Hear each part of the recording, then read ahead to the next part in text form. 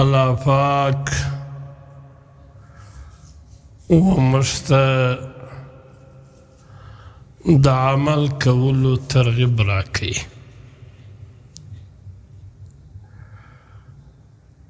دنیا دارالعمل ده،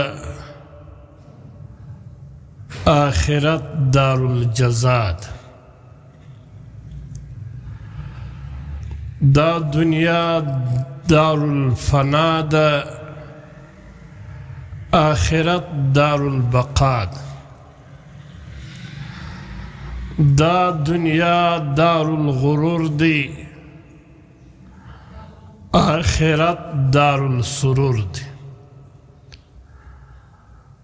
نو دا دنیا دا دارالعمل دی. د انسان اصل کمائی کامیابی اغا دین دی. پر دینی احکام باندې عمل کول دی. چې انسان عمل کوي، دین کوي، په دې سره د انسان آخرت چې هغه دارالبقا ده هغه جوړیږي. د دې دا معنا نه ده چې انسان به قطعا د دنیا کار نه کوي. انسان به د دنیا کار کوي، کاروبار به کوي، دکانداری به کوي، تجارت به کوي، لیکن مقصد به د آخرت جوړولی. علماء کرام د دې مثال بیانوي چې د دنیا مثال دی د دکان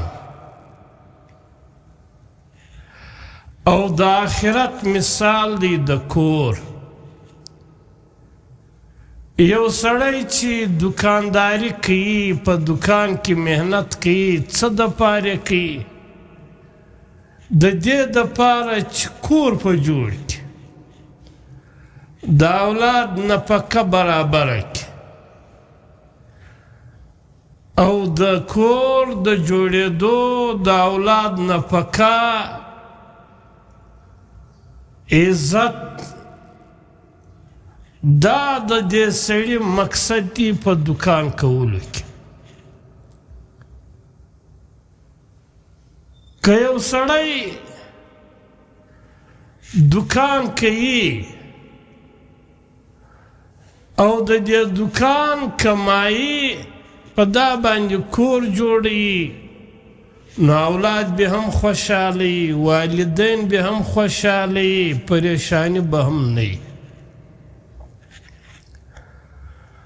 او که یو سړی دکانداری کوي، دکان کوي، لیکن په کور کې چرت نه وي، له کوره غافلی، دا د دکان چې کومه کمایي ده دا پر شرابو، پر خمار، پر عیاشي، پر دې باندې خرڅوي. نو د دا انسان، د دا سړي به له پریشانۍ سره کور مخامخ که به نه. علماء کرام لیکي چې د دکان مثال دا د دنیا دی او د آخرت مثال د کور دی. لکه یو دکاندار چې په دکان کې محنت کوي، مزدوری کوي، کوشش کوي، مقصد یې دا یي چې کور په آباد کړم. په دنیا کې به انسان عمل کوي، محنت به کوي، کوشش به کوي، مقصد به دا یي چې آخرت په آباد کړم. دا د دکان مثال دا د دنیا دی او د کور مثال دا د آخرت دی. ځکه الله پاک په دې آیات کې وموږ ته د عمل ترغیب راکوي او د دین ترغیب راکوي چې دنیا بد شی نه ده، لیکن په دې شرط چې ته دنیا ته له دین غافله نه کړي، دا دنیا ته له آخرت غافله نه کړي، دا دنیا تا له الله څخه غافله نه کړي، بلکې ته دنیا کوې د دې دپاره چې زما قبر آخرت حشر دا په عزت شي. علماء کرام نبی علیہ الصلاۃ والسلام فرمائی، یو روایت را نقل کی علماء کرام چې تاسې په دنیا کې د آخرت نیت وکړئ چې زه په دې دنیا کې چې زندگی تیروم نیت مې دا دی چې آخرت په جوړ کم. نو تی په دنیا کې د آخرت د جوړېدو نیت وکړئ. نبی علیہ الصلاۃ والسلام فرمایي کم سړي چې په دنیا کې د آخرت د جوړېدو نیت وکړي، یو به د دا سړي زندگی بیا له پریشانۍ خلاصي، پریشانۍ بیا په زندگی کې نه وي. دویم الله پاک د دا سړي زړه غني ګرځوي، زړه بیا موړي. درم دا چې د دغه انسان دا دنیا به ذلیله کېږي د پښو له براتې، ولې دا دنیا الله پاک د دین تابع ګرځولې ده. نو که ته په دنیا کې د آخرت د جوړېدو نیت وکړئ چې زه به آخرت جوړوم، نو یو به نبی علیہ الصلاۃ والسلام فرمایي چې د دا سړي به زندگی له پریشانیو څخه خلاص شي. دویم دا چې الله پاک به زړه غني وګرځي، زړه به غني. او درم دا چې دا دنیا به ذلیله کېږي د پښو له براتې. او که یو سړی په دنیا کې د دنیا نیت وکړي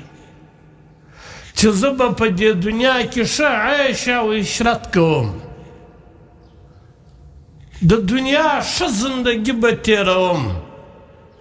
د ده ګرده محنت د دنیا دپاره یې، نبی علیہ الصلاۃ والسلام فرمایي کم سړی چې په دنیا کې د دنیا د جوړېدو نیت وکړي، د دا سړي زندگی به له پریشانۍ نه خلاصېږي، دا به همیشه په پریشانیو کې چې یوه پریشاني ځي دوې به بیا نورې ورغلي،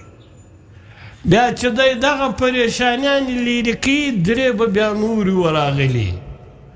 که یو سړی په دنیا کې د دنیا د جوړېدو نیت کوي، نبی علیہ الصلاۃ والسلام فرمایي چې د دا سړي زندگی به له پریشانیو څخه نه خلاصېږي. دویم نبی علیہ الصلاۃ والسلام فرمایي چې پر دا سړي به همیشه فقر غالب وي، فقر به سترګو ته دی کېږي. او دریم دا نبی علیہ الصلاۃ والسلام فرمایي چې دته به هم هغونه روزي رسېږي چې اتونه روزي الله پاک د ده دپاره لیکلې ده. نو موږ دا دنیا الله پاک په دې آیات کې وفرمایل چې دا دنیا دا دارالعمل ده، دلته به عمل کوي، او آخرت دارالجزا ده چې ته په دنیا کې څنګه عمل کوې او په آخرت کې به د هغه عمل جزا تا ته میلاویږي.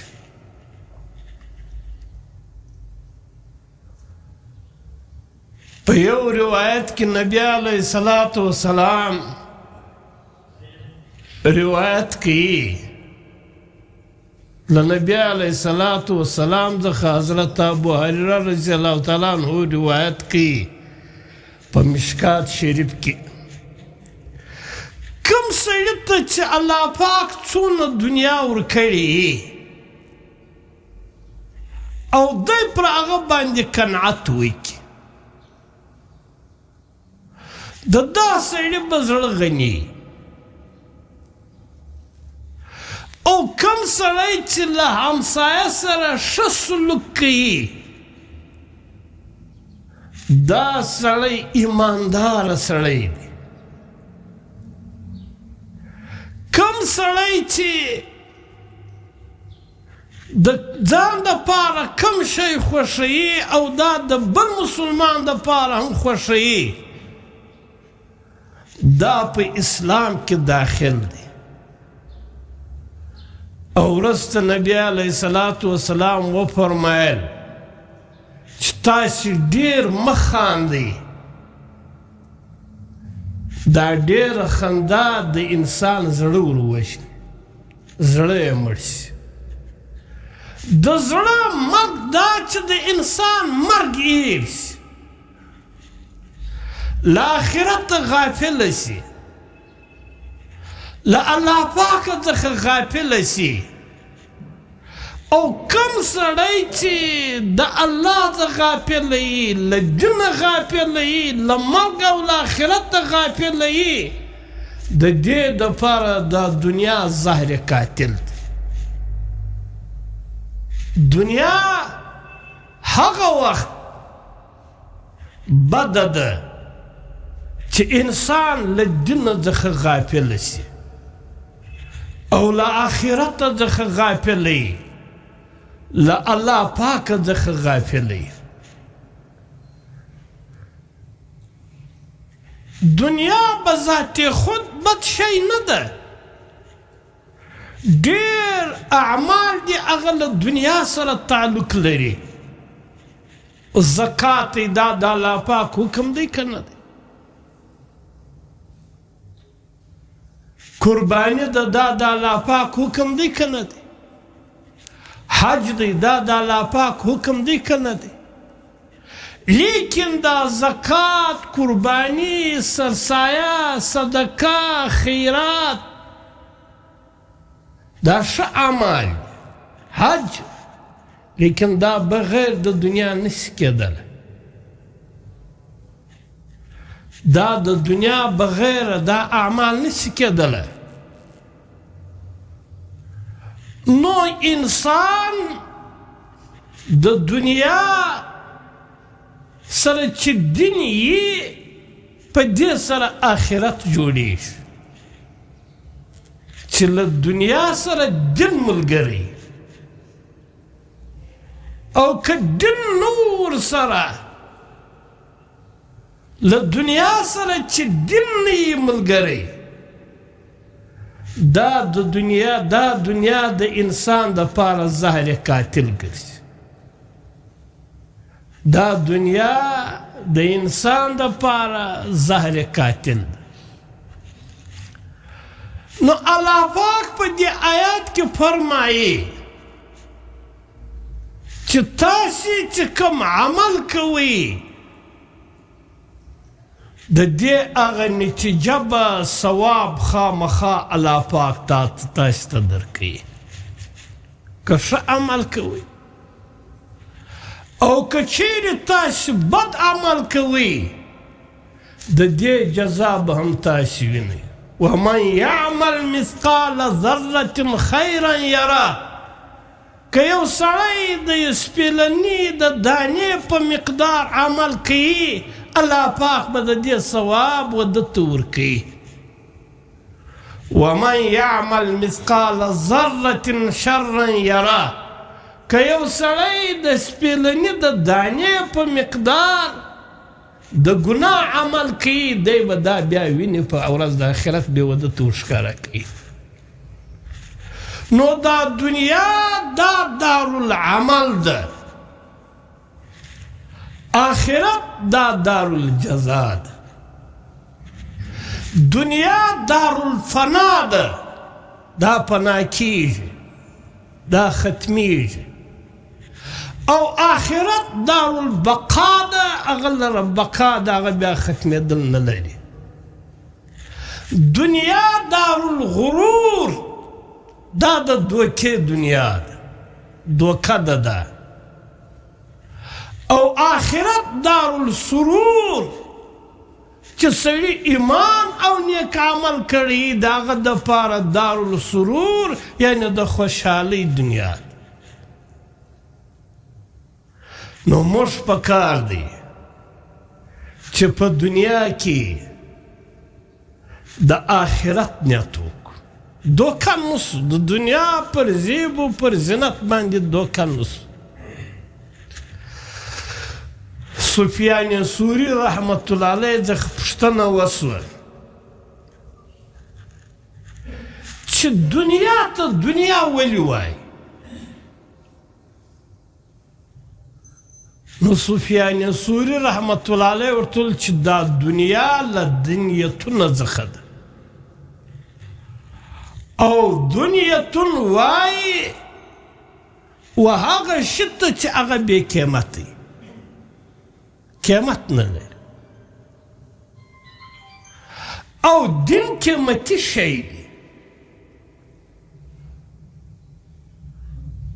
نو زموږ په کار دی چې تمام تګ دو محنت کوشش د دې دپاره چې زما آخرت جوړ شي دنیا داسې مثال دی لکه علماء کرام فرمایي لکه سړی چې په دا لمر کې دی لیرې وګوري ګرمي پر روډ باندې ته روان یې چې لیرې وګورې نو اوبه سړي ته ښکاره کېږي حالانکې هغه اوبه نه وي په حقیقت کې هغه اوبه نه وي نو دوکه سوه که نه دنیا په ابتدا کې هم دوکه ده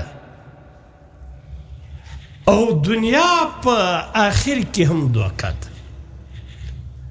نبی علیه الصلاة والسلام په یو روایت کې فرمایي چې دنیا په ابتدا کې هم انسان ته دوکه ورکوي او دنیا په انتها کې هم انسان ته دوکه ورکوي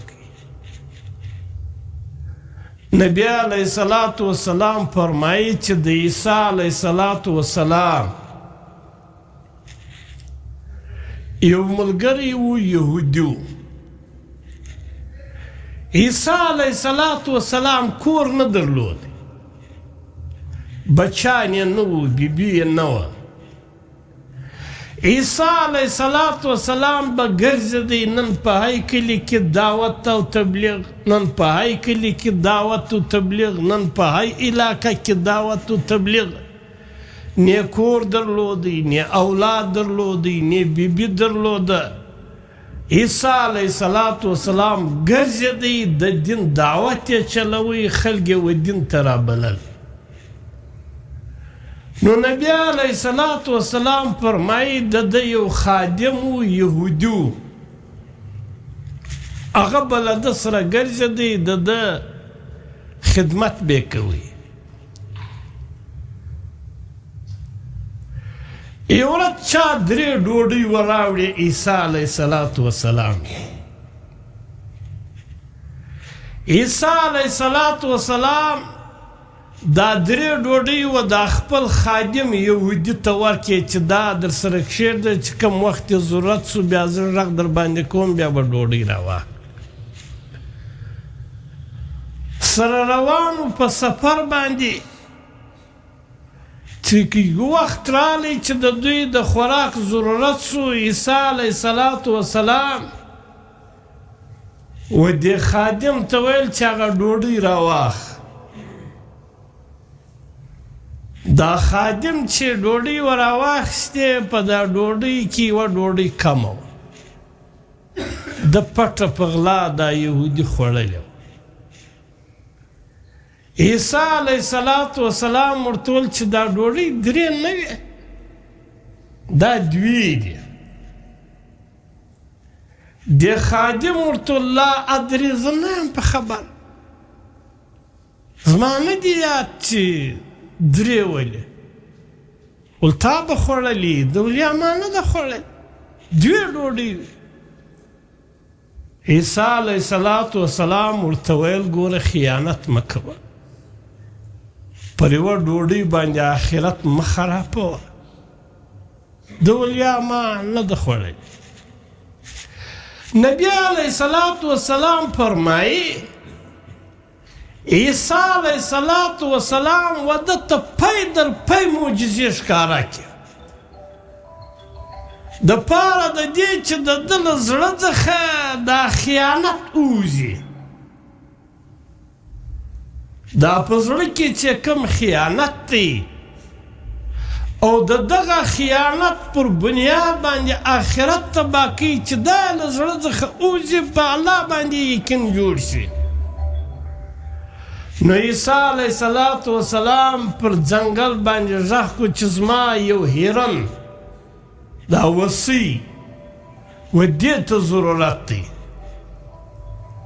له ځنګله څخه دا هیرن وصي وراووتله.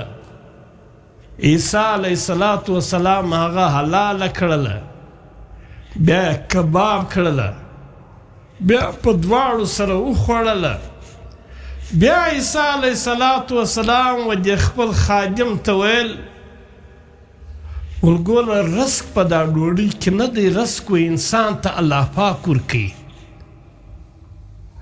ګوره دا وصي دا د ځنګله راووتله، ما او تا دا د په دواړو وخوړله،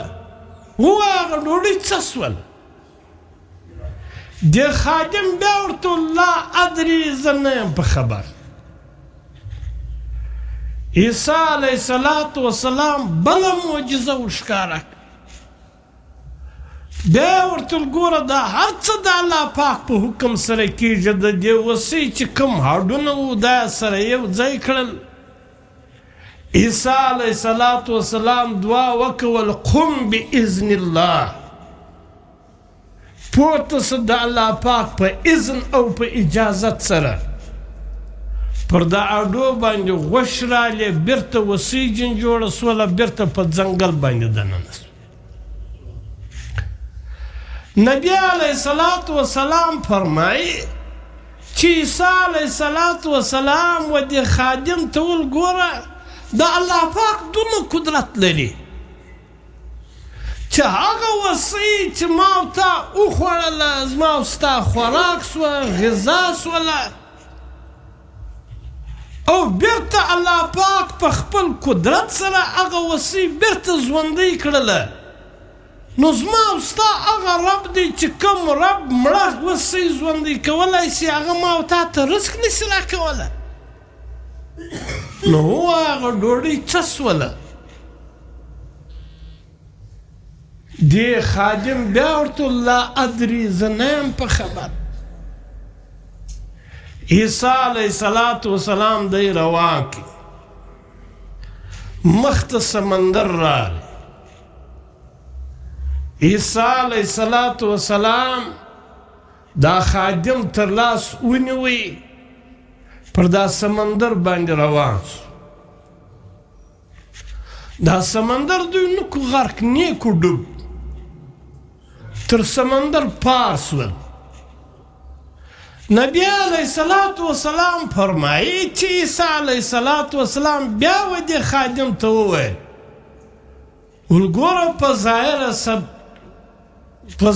چې ورته وګورې سمندر خلک غرق کوي، ما او تا د مرګ خولې لره ورل، لیکن دا سمندر هم د الله په حکم سره خلک غرق کوي، لیکن ما او تا نکو غرق. نو کوم رب چې دونه قدرت لري چې د سمندر غوندې دا لوی مخلوق دا د ده په قبضه کې دی چې دی وغواړي غرقوي یې که دی نه وغواړي نشي غرقولی زما او ستا په باره کې د الله پاک د نه غرقېدو فیصله وه دی راپاڅولو نو ما او تا داسې لوی رب لرو نو هغه و ما او تا ته خوراک او رزق نشي راکولی نو رښتیا ووایه هغه ډوډۍ څه سوله دې خادم بیا ورته ویل چې لا ادري زه نه یم په خبر عیسی نبی علیه الصلاة والسلام فرمایي چې عیسی علیه الصلاة والسلام دا خادم روان کړي تلو پر یو سارا باندې 3 ډبرې پرتې وې عیسی علیه الصلاة والسلام و دې خادم ته ویل ول دا ډبرې راپورته راواخله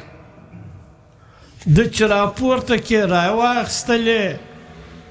هغه ډبرې سونه وګرځېدل بله معجزه عیسی علیه الصلاة والسلام ورښکاره کړه ډبره سونه سوله 3 ډبرې غټې ډبرې سونه وګرځېدل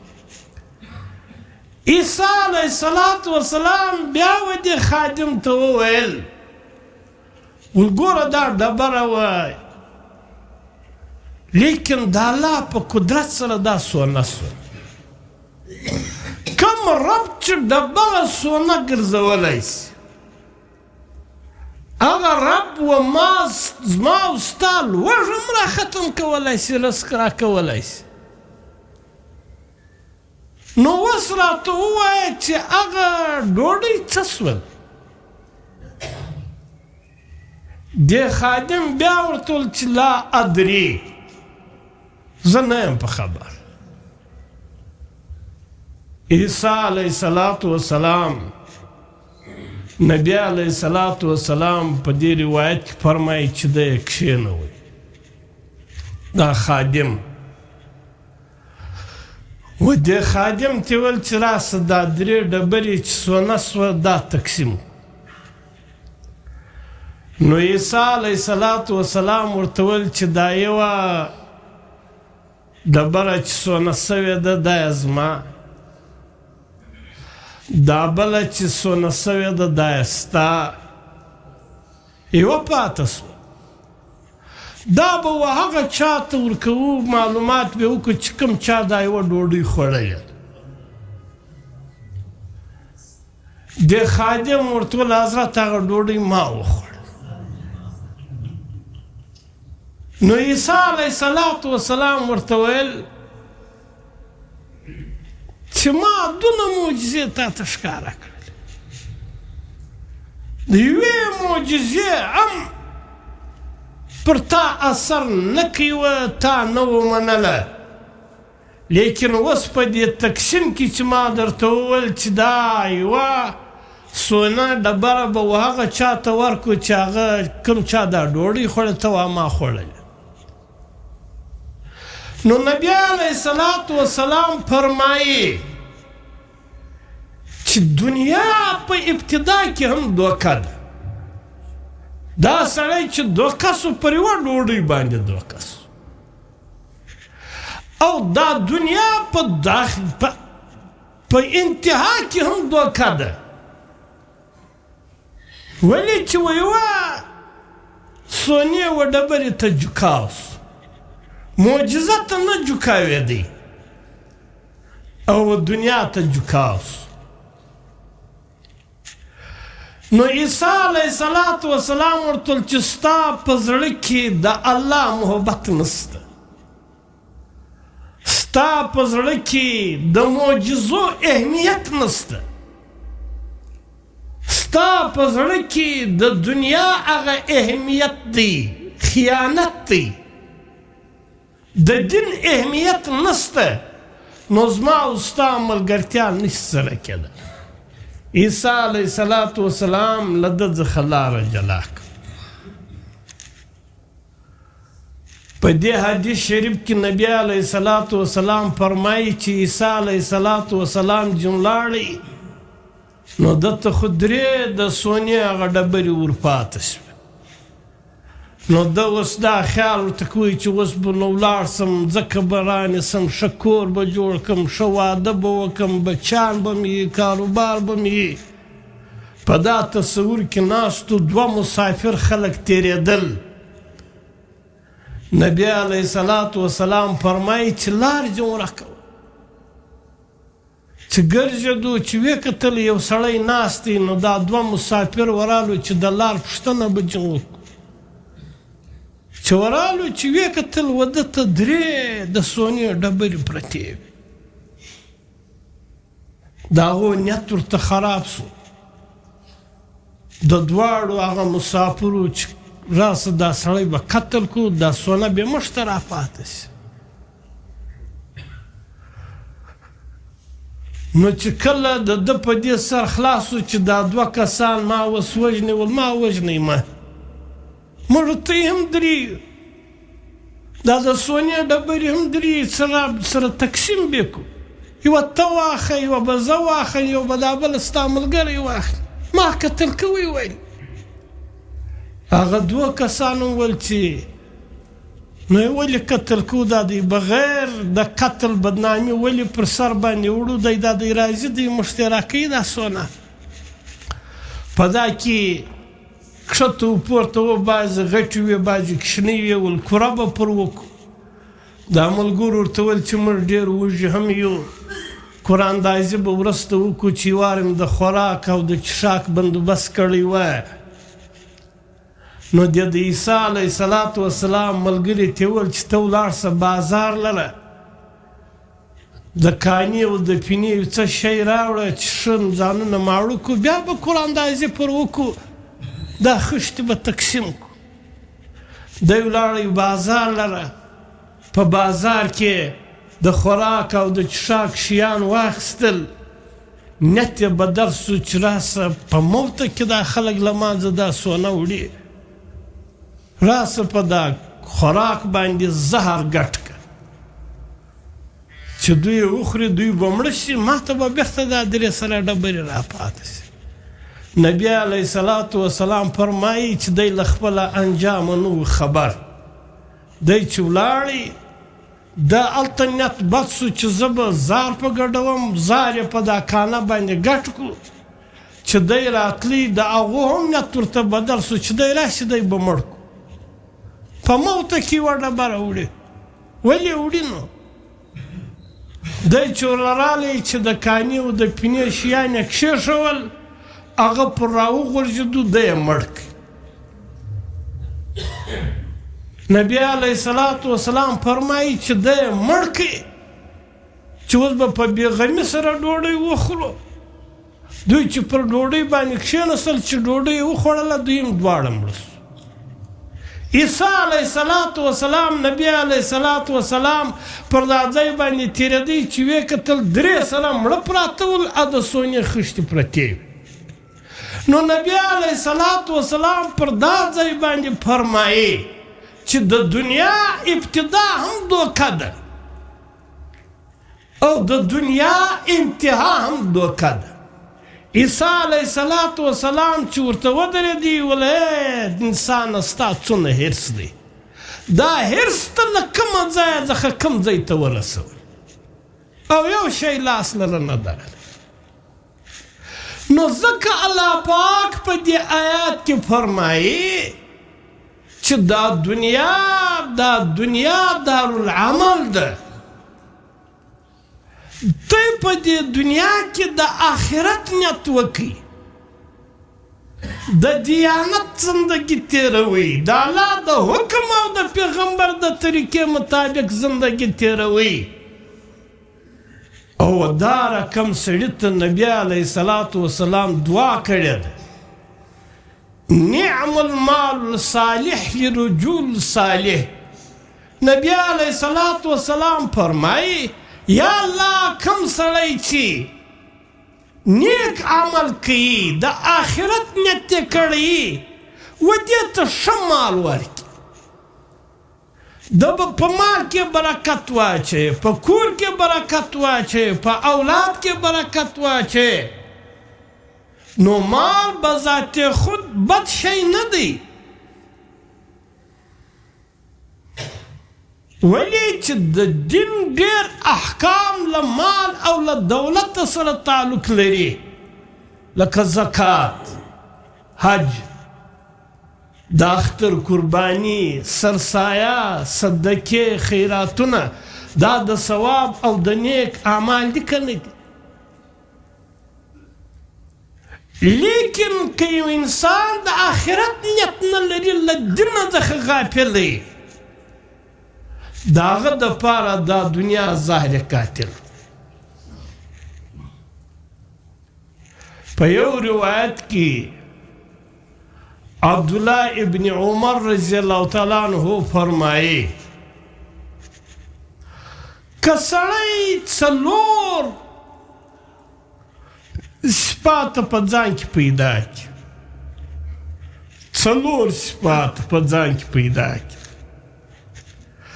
دا چې له دې دنیا څخه ځي، پر ده باندې به هېڅ خوف ډر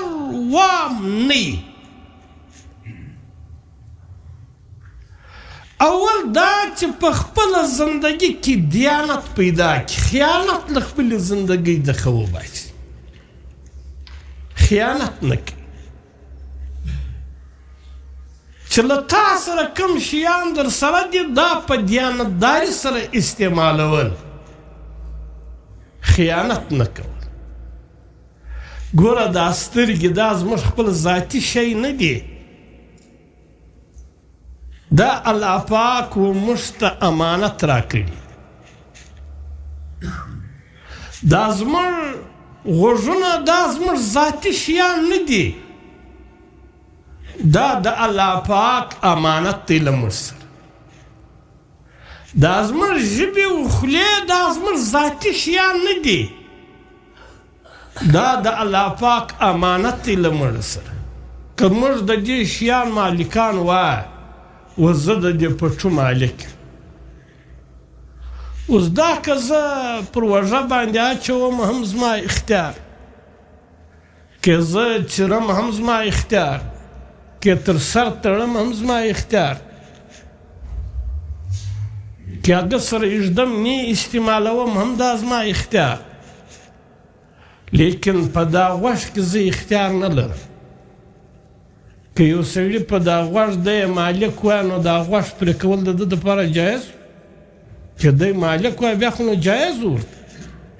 چې یو سړی راولاړ شي وایي زه دا خپل غوږ پرې کوم، زه دا خپله ګوته پرې کوم، که ده پرې که دی ګناهګاره دی که نه دی؟ ولې؟ ځکه دی مالک نه دی، دا له ده سره امانت دی، او دا امانت به چې کوم چا تا ته امانت درکړی د هغه د مرضۍ مطابق به استعمالوې، په خپله مرضي به نه استعمالوې. دا زموږ زندګي دا له موږ سره امانت ده، د الله پاک موږ ته راکړې. اوس که زه د الله پاک د مرضۍ مطابق دا زندګي تېروم، نو ګواکې ما په امانت کې دیانت وکړي، او که چیرې زه د خپل مالک د مرضۍ مطابق دا زندګي نه تېروم، دا په امانت کې خیانت. نو عبدالله ابن عمر رضی الله تعالی عنہ فرمایي کوم سړي چې په زندګي کې څلور صفات په ځان کې پیدا کړل، دا چې له دنیا څخه ځي، پر ده باندې به هېڅ خوف نه وي، هېڅ ډر به نه وي، هېڅ پریشاني به نه وي. اوس موږ ته له مرګه ځان نسو خلاصولی، موږ به خامخا یو ورځ له دې دنیا ځو که به نه ځو. نو چې له دې دنیا څخه موږ ځو، له مرګه موږ ځان نسو خلاصولی، لیکن دا مرګ موږ د ځان دپاره راحت ګرځولی سو، دا زموږ په اختیار کې دی. له مرګه ځان نسو خلاصولی، دا زموږ اختیار نسته. لیکن دا مرګ د ځان دپاره نعمت ګرځول، سهولت ګرځول له پریشانۍ څخه ځان خلاصول دا زموږ په اختیار کې دی دا زموږ په عمل سره کېږي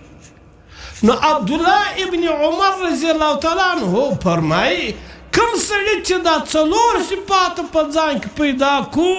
د دې مرګ دا به بیا د پریشانۍ مرګ به نه وي تکلیف به وده ته نه وي زحمت به پر ده باندې نه وي د ده دپاره به دا مرګ راحت ګرځي یو دا چې په زندګي کې دیانت پیدا کړي خیانت نه کوي دویم دا چې زندگی د رښتیا زندگی تیروي دروغ نه وایي دروغ څخه ځان ګوري دریم دا چې خپل اخلاق پاکیزه اخلاق ته چې په کور کې زندگی تیروي په کلي کې تیروي په محله کې تیروي ستا اخلاق د خلکو دپاره تکلیف دن نه وي تکلیف جن نه وي خلک له تا د په تکلیف نه وي ښه اخلاق او څلورم دا چې ته کوم خوراک یې پر دې باندې غور او فکر کوه چې دا حلال دی که حرام